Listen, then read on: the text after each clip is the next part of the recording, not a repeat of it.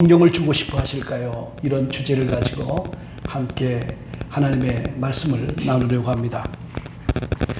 자, 한번 여러분 스스로에게 하나님은 왜 성령을 그토록 주시기 원하실까? 한번 질문을 한번 해보시길 바라요. 그것은 하나님은 우리가 진짜 돕는 자가 필요하다, 절실히 아시기 때문에 우리가 많은 문제와 어려움을 직면하면서 참 누군가 나를 도와주면, 누군가 나를 격려해주면, 누군가 나를 넘어지지 않도록 세워주면 좋을 텐데 라고 내가 느끼는 것보다 우리 인생을 지으신 하나님은 정말 우리를 돕는 하나님의 능력을 경험하도록 보혜사가 필요하시다라고 하는 것을 알고 있습니다. 우리 한번 성경을 한번 보도록 하겠습니다. 자, 우리 같이 읽습니다. 내가 아버지께 구하겠으니 그가 또 다른 보혜사를 너희에게 주사 영원토록 너희와 함께 있게 하리니 그는 진리의 영이라 세상은 능히 그를 받지 못하나니 이는 그를 보지도 못하고 알지도 못함이라. 그러나 너희는 그를 아나니 그는 너희와 함께 거하시며 또한 너희 속에 계시겠음이라. 내가 너희를 고아와 같이 버려두지 아니하고 너희에게로 오리라. 보혜사 곧 아버지께서 내 이름으로 보내실 성령, 그가 너희에게 모든 것을 가르치고 내가 너희에게 말한 모든 것을 생각나게 하리라. 아멘. 하나님께서 아담을 지으시고 아담 스스로는 한 번도 그가 나는 외롭다 이렇게 생각하지도 않았는데 하나님은 그가 홀로 있는 것, 독처하는 것을 좋지 않게 여기시고 누구를 지으셨습니까?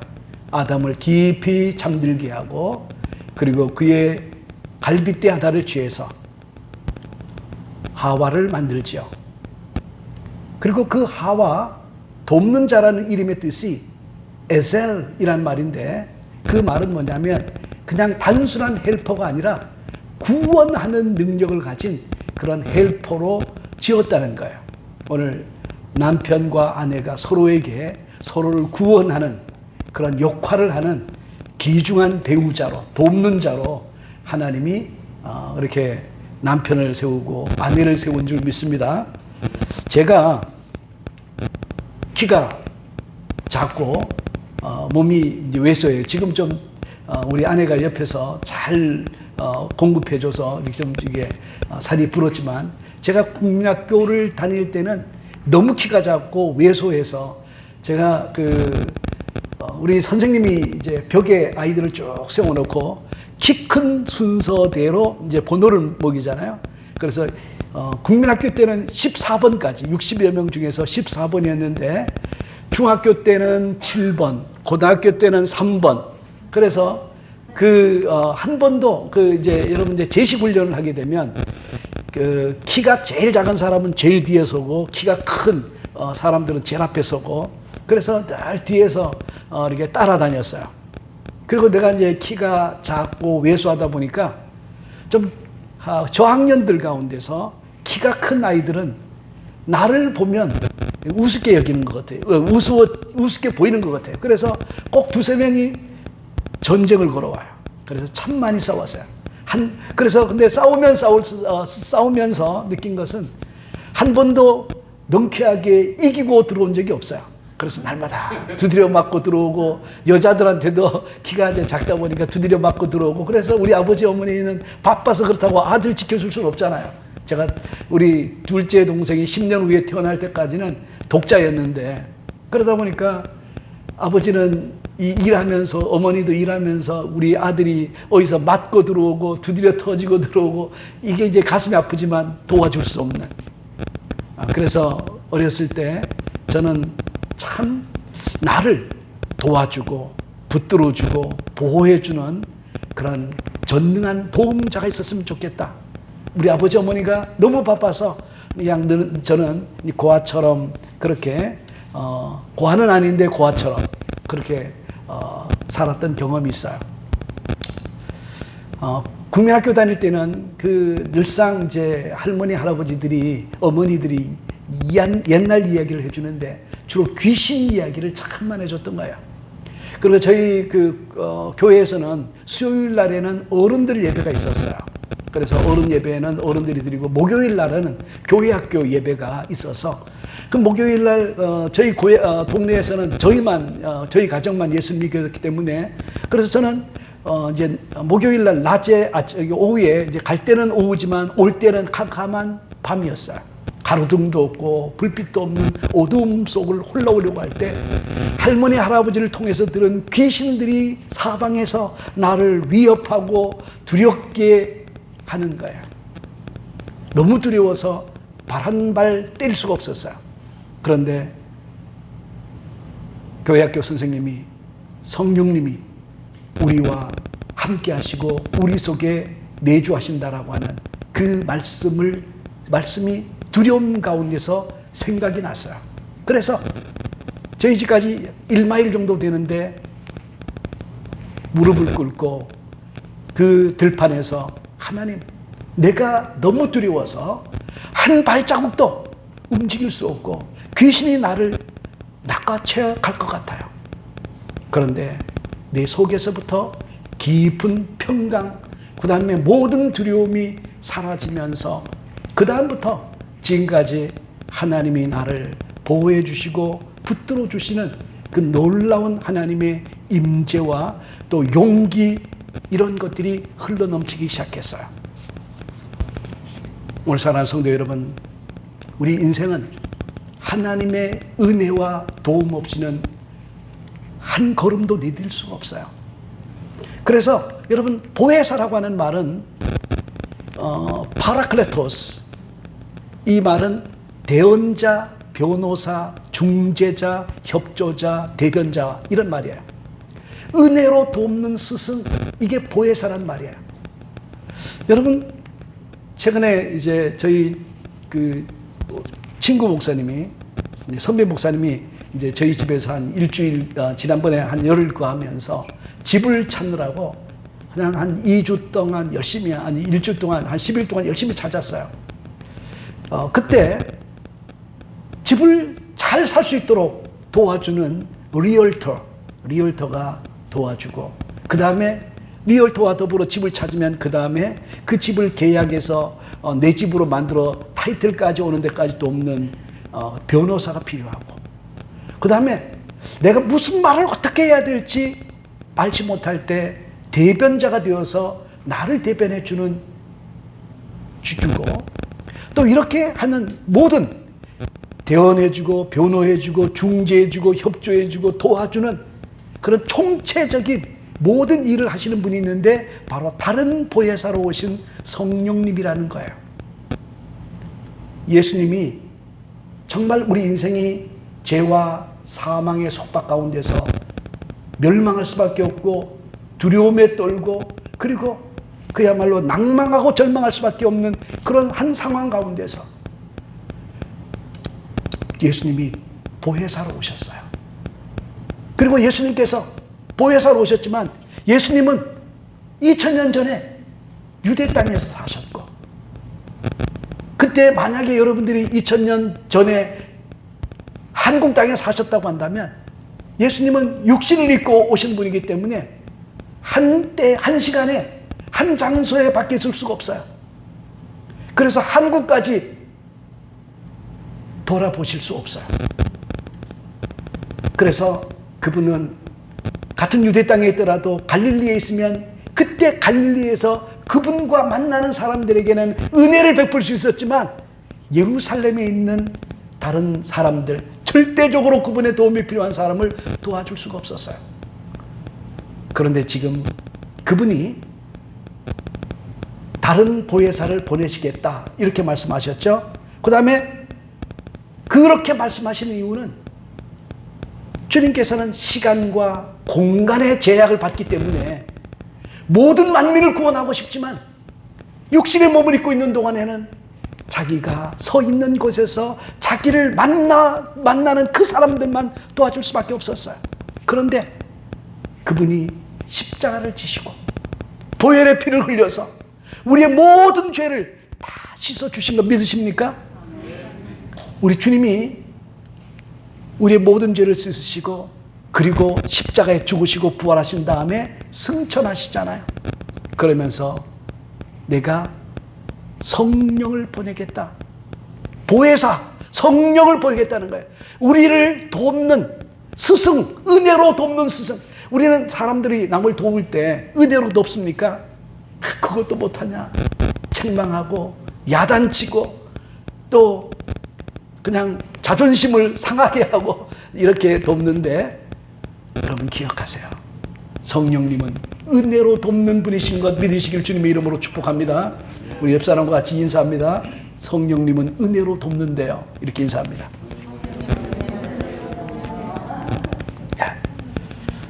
자, 그런데 여러분, 주님께서 하나님이 성령을 보내주시려고 하시는 결정적인 이유가 있어요. 그 이유는 그분이 우리 속에 내주하기 위해서 오셨어요. 사도 바울이 고린도 교인들에게 질문합니다. Do you not know that you are the temple of God? 내가 하나님의 성령의 전인 것을 너희가 알지 못하느냐? 여러분, 저와 여러분이 하나님의 성령의 전이에요. 그런데 하나님이 우리를 성령의 전으로 삼으시기 위해서는 하나님이 오랫동안 참고 기다리신 것이 있어요. 그것은 뭐냐면 예수님을 이 땅에 육신의 몸을 입고 보내셔야만 했어요. 그래서 육신의 몸을 입고 오신 예수님께서 우리에게 하나님이 어떤 분인지 아느냐? 하나님은 너희를 비판하고 판단하고 헤아리는 분이 아니야. 왜냐하면 율법을 가진 선과학을 가진 우리 모든 사람은 다른 사람들 보면 그냥 그의 잘못된 것, 좋지 못한 것이 눈에 들어와요. 그래서 다른 사람을 늘 비판해요. 잘했다 못했다 판단을 해요. 그리고 헤아려요. 그래서 서로 비교해서 헤아리고 판단하면서 우리는 많은 상처를 받아요. 근데 성령님은 은혜로 우리를 돕는 분이기 때문에 우리를 은혜 가운데 세워주세요. 그래서 예수님이 오셔서 하나님은 사랑이 풍성한 아버지다라고 하는 것을 가르쳐 주셨어요. 그리고 예수님이 아버지가 누구이신지를 그의 삶을 통해서 보여주신 다음에, 그리고 아버지의 뜻대로 십자가 지시고 죽으시고 부활하셨어요. 그래서 그분의 보혈의 피로 우리 죄를 다 씻어서 성령이 우리에게, 우리 안에 거하실 수 있는 발판을, 구속의 사역을 완성하신 줄 믿습니다.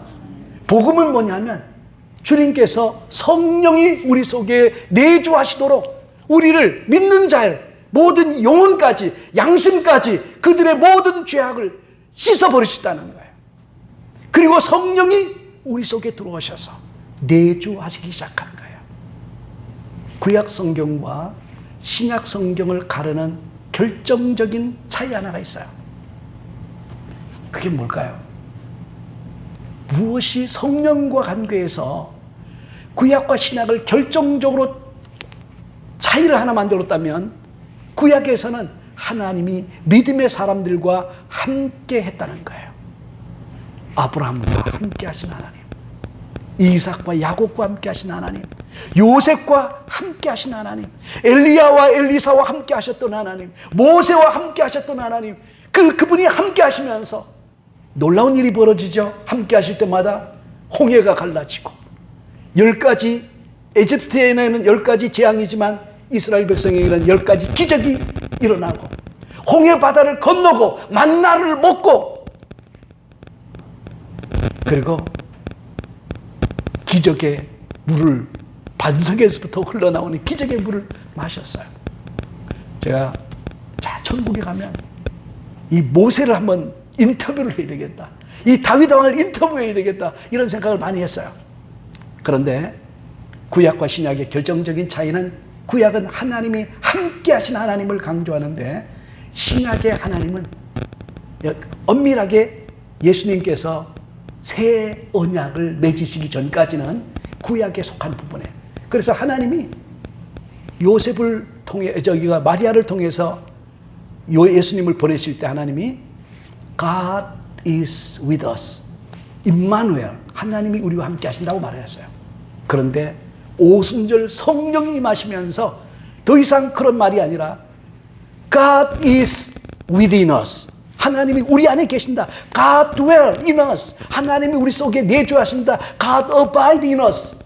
하나님이 여러분의 심령 속에 내주하신 것 믿으시기를 주님의 이름으로 축복합니다. 진정한 변화는 여러분, 제가 이제 그 아내가 이렇게 남편들을 이렇게 보면 이렇게 참 도와주고 싶은 부분이 많아요. 근데 아무리 도와주려고 옆에서 그냥 여보 이렇게 저렇게 해도 남편 심령 속에서 그 아내의 도움을 기꺼이 받으려고 하는 마음이 없으면 그게 뭘로 느껴져요? 내기, 잔소리로 느껴져요. 그래서 이 남편들이 아내의 도움을 받고 싶지 않은데 자꾸 이래라 저래라고 하니까 잔소리를 하는데 사실 잔소리가 아니고 남편을 뜨겁게 사랑하는 아내의 마음이잖아요. 그게 느껴집니까? 남편이 뭐라고 할 때 여러분 느껴집니까?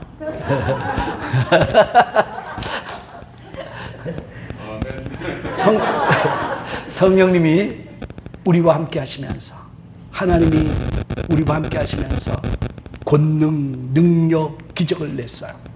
여러분 구약 성경 최고의 기적은 홍해가 갈라지는 기적이었어요. 그런데 그 홍해가 갈라지는 기적을 경험하면서 그들은 해변가에서 하나님을 찬송하고 영광을 돌리고 춤을 추고 소고를 치고 하면서 하나님께 영광을 돌렸어요. 그리고 3일 후에 마실 물이 쓴 물을 만나면서 마라에서 하나님을 향해서 엄청 불평을 쏟아냅니다.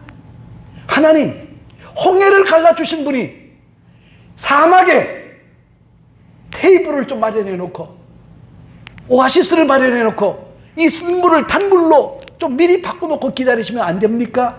이렇게 불평을 해요. 그게 우리 인생이에요. 하나님의 놀라운 기적이 경험했다고 해서 우리 인생이 바뀌느냐?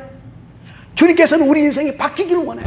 그래서 외부에서 성령의 권능과 능력으로 환경도 바꿔주고 기도할 때마다 응답해 주시면서 우리 인생이 하나님의 성품으로 바꿔지기를 하나님이 간절히 원하지만 우리 인간은 원한다고 해서 노력한다고 해서 인생이 바뀌느냐?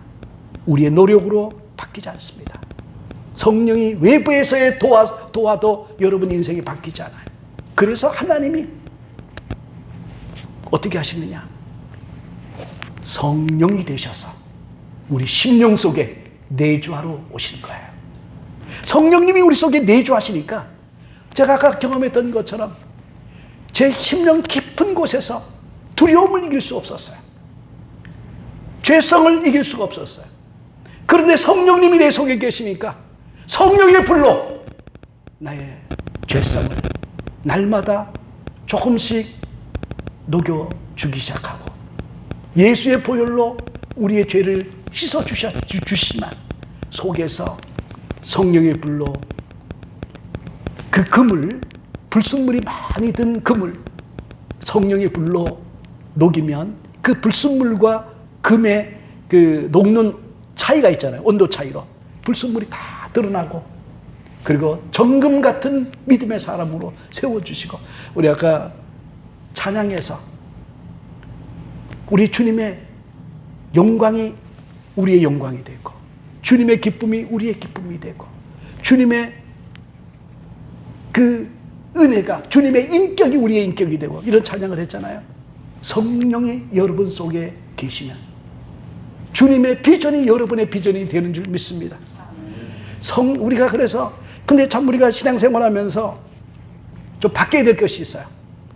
하나님은 예수 믿는 여러분의 심령 속에 내주하고 계신데 이거를 인식하지 못하고 문제가 생기면 기도원에 올라가서 그 기도원에 하나님이 이제 계신 걸로 생각하시는 거예요. 그래서 기도원에 하나님이 계신 걸로 생각해가지고 그냥 거기서 하나님 빨리 좀 오시라고 막 부르짖고 기도해요. 그런데 성령님이 응답하지 않죠? 왜? 성령님은 계속해서 여러분의 마음속에 I'm in you. I'm abiding in you. I'm dwelling in you. 주님께서 우리 속에 내주하고 계신다고 하는 것을 끊임없이 말씀하고 있어요. 내쁘긴 좀 부탁해요. 자, 우리 성경 한번 읽겠습니다. 자, 우리 요한복음 16장 5절 7절 같이 읽습니다. 지금 내가 나를 보내신 이에게로 가는데 너희 중에 나더러 어디로 가는지 묻는 자가 없고 도리어 내가 이 말을 함으로 너희 마음에 근심이 가득하였도다. 그러나 내가 너희에게 실상을 말하노니 내가 떠나가는 것이 너희에게 유익이라. 내가 떠나가지 아니하면 보혜사가 너희에게로 오시지 않을 것이요 가면 내가 그를 너희에게로 보내리니. 아멘. 성령님이 외부에서 여러분을 돕는 데 한계가 있어요. 우리의 근원적인 죄성을 이길 힘은 외부에서 도와서 되는 것이 아니라 성령님이 내 속에 들어와 계시고 그분의 능력과 그분의 생명과 그분의 공급하시는 능력이 내 것으로 삼아져야 되는 줄 믿습니다. 바로 그 일을 성령님이 하시는 거예요. 그래서 우리 주님께서 성령으로 우리 속에 오시면, 성령을 보내시면 성령은 한꺼번에 omnipresent, 전 세계 모든 열방에 그분의 은혜를 갈망하는 모든 사람을 동시에 역사할 수 있습니다. 예전에 어떤 분이 왜 기도하지 않습니까? 그랬더니 다른 사람들 기도하는데 하나님이 그분들 기도 들어주는데 너무 바쁘실 것 같아요. 저까지 기도하면 하나님 너무 바쁘게 될 것 같아서 너무 죄송해서 기도 못한다고 그러더라고요. 그래서 그때 하나님은 omnipresent, 어디에나 계세요. 무소부지하신 줄 믿습니다. 기도하는데 하나님 앞에 체면 차리지 마시고 하나님은 언제 어디서나 여러분의 기도 응답하시고 들으세요. omniscient, 전지하세요. omnipowerful, omnipresent. 그다음에 정말 하나님은 잖아요.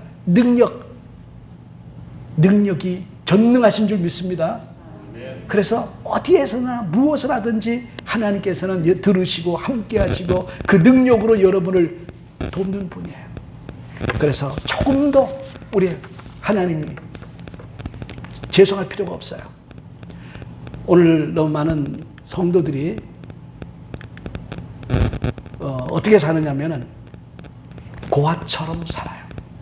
제가 아까 얘기를 했죠. 아버지가 있어도 너무 바쁘셔서 우리 먹여 살 절대적인 가난 속에서 자녀를 키우려고 하다 보니까 그냥 열심히 일하느라고 정신이 없었어요. 그러다 보니까 저는 동네에서 예수를 혼자 믿다 보니까 동네 아이들이 다 쫓아다니면서 예수쟁이라고 욕을 하죠. 그다음에 그러다 보니까 그 아이들이 핍박 차원에서 참 많이 힘들게 했던 것 같아요. 그런데 성령이 임하니까 세상이 두려워지지 않았어요.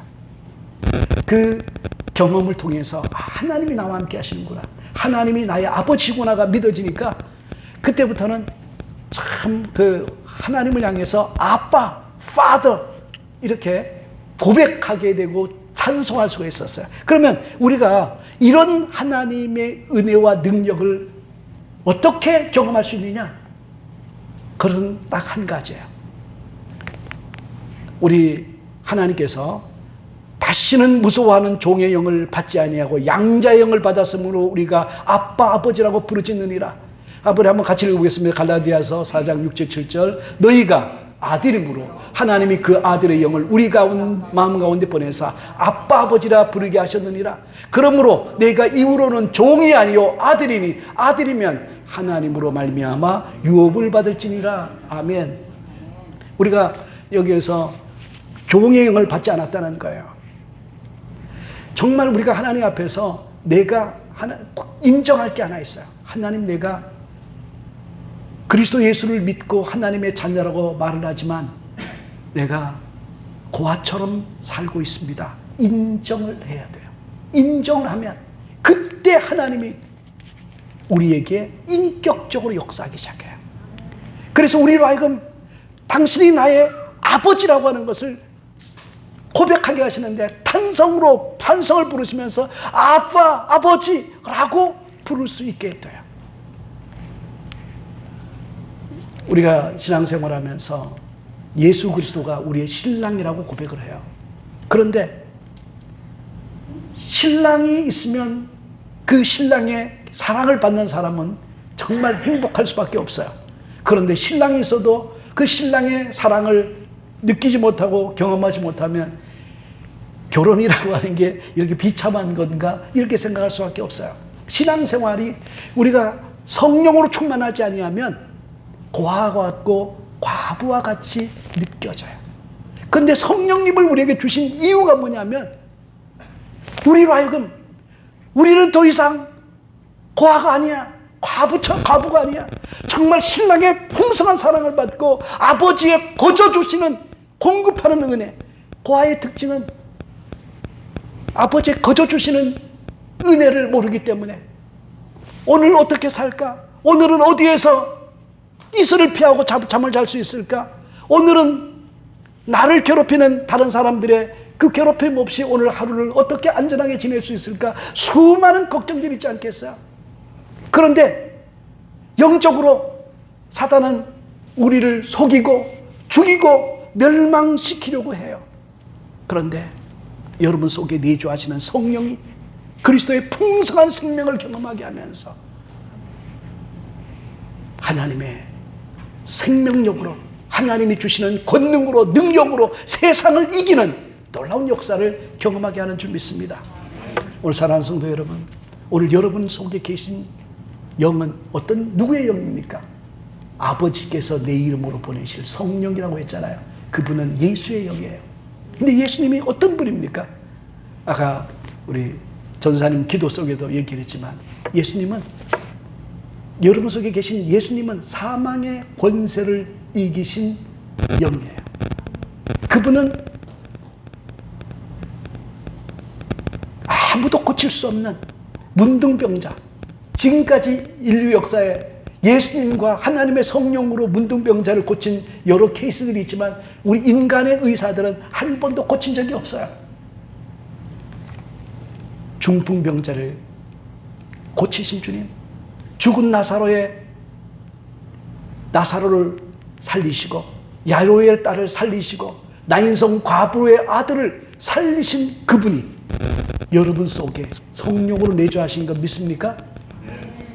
여러분 각색 병자를 고치시고 치유하신 그 주님이 성령으로 여러분 속에 있어요.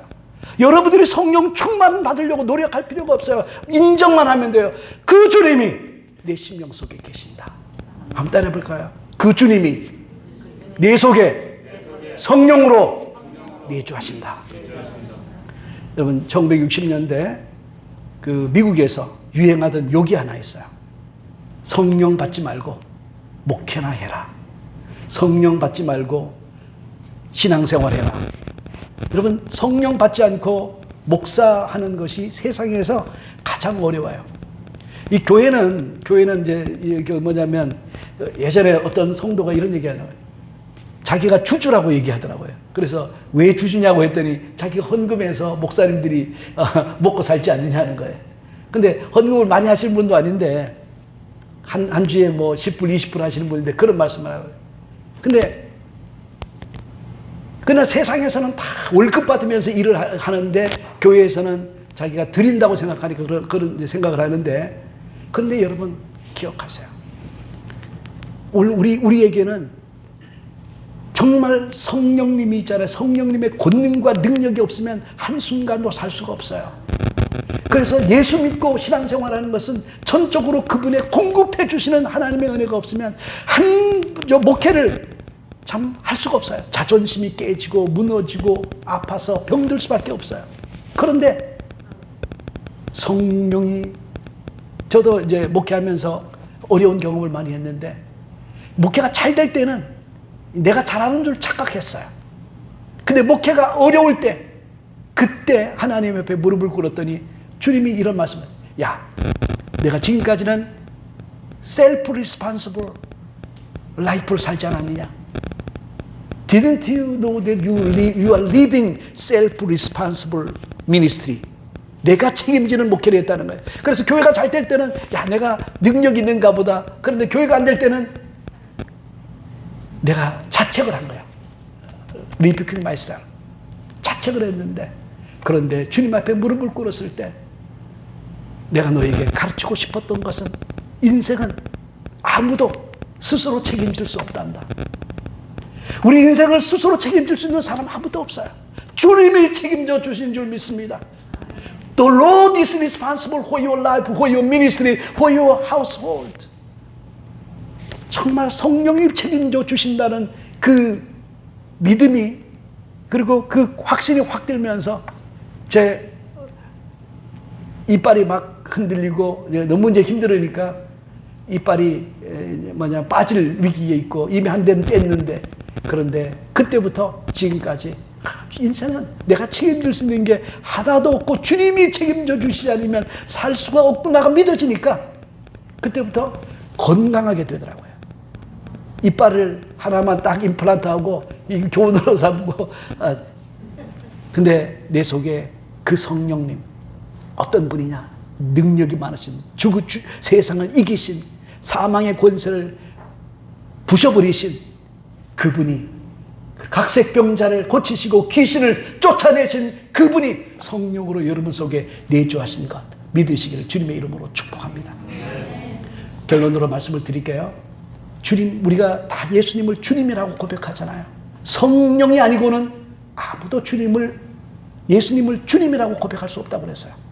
여러분들이 여기에서 기도하면서 하나님 아버지라고 하는 것은 뭐냐면 하나님이 정말 여러분의 아버지라고 믿기 때문에 그래요. 그렇지 않은 사람은 기도할 때 전지전능하시고 능력이 무한하시고 그러면서 수많은 접두사를 붙여가면서 하나님인데 아버지라는 고백은 잘 안 해요.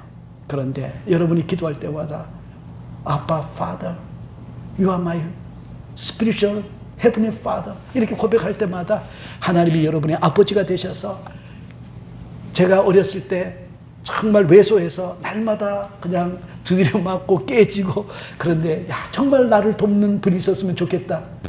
그런데 그분이 바로 보혜사 성령으로 우리 속에 내주하고 계신 거예요.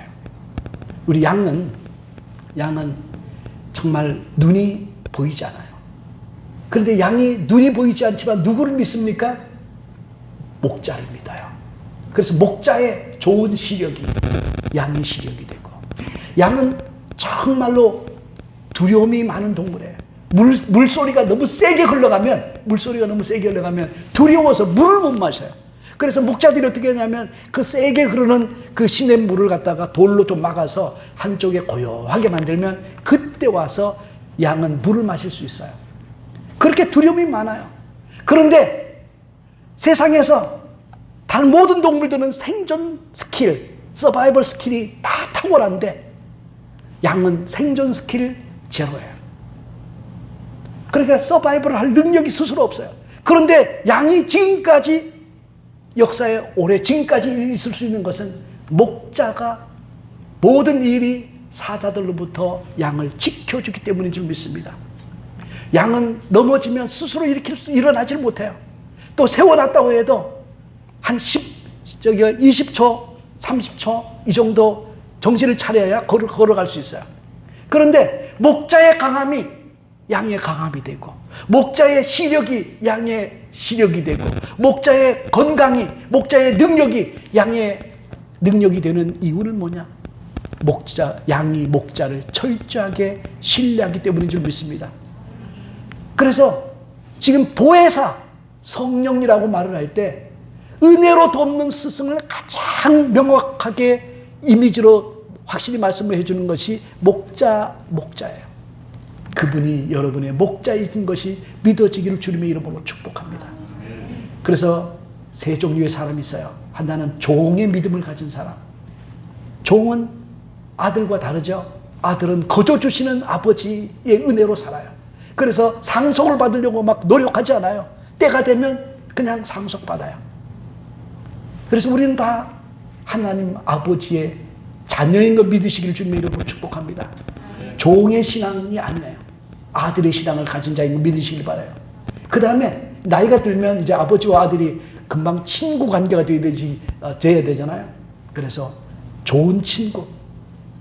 그 다음에 이제 좋은 친구까지는 좀 부족해요. 여러분이 이제 사람을 초대하면 종은 집 문 앞에서 일을 처리하고 돌려보내요. 근데 친구는 거실까지, 리빙룸까지 초대해서 함께 티도 마시고 식사도 해요. 그런데 신부는 리빙룸까지 들어가죠.